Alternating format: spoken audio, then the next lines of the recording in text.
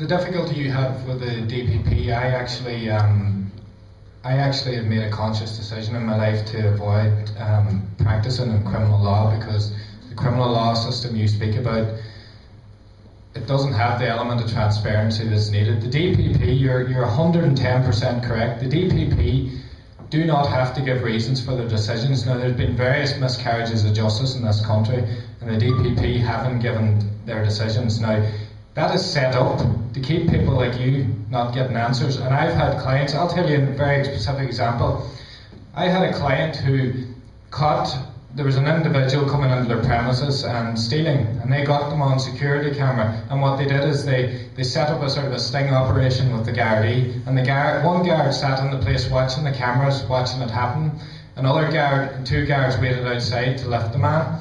It was caught. You couldn't have got, it was like you couldn't have got the person better. But what happened then was the file was sent to the DPP, and what did the DPP recommend? Do not prosecute.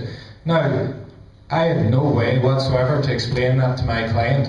What I attempted to do was, myself and a young barrister from Letterkenny, who does a lot of work for me, Ivan Toner, we brought out what's called a private summons, an application to a judge to get the summons so far.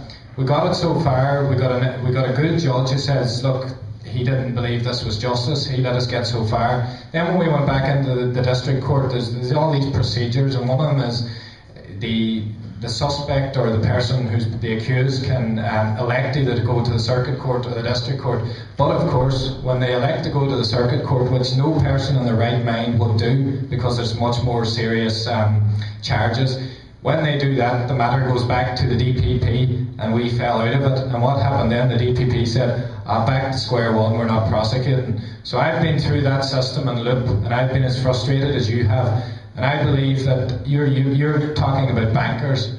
Well, look, the bankers who've made a mess of this country and have walked away, and there's some of them gone to America. There's been a solicitor in my own profession who basically robbed the taxpayer of this country of 20 million or whatever. Okay, Desi, sorry, I have to stop you there. James, sorry, no, I'm only allowing people to ask a question. Did you ever know anybody in your life that has a lifetime injunction placed on them that never broke a law?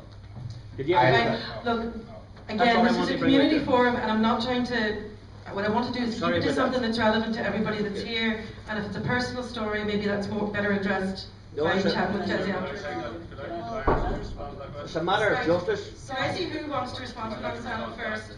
Yeah, please. Ian, Dara, and Pádraig. Okay, and I'm just going to confine it to that because again, I want to try to get.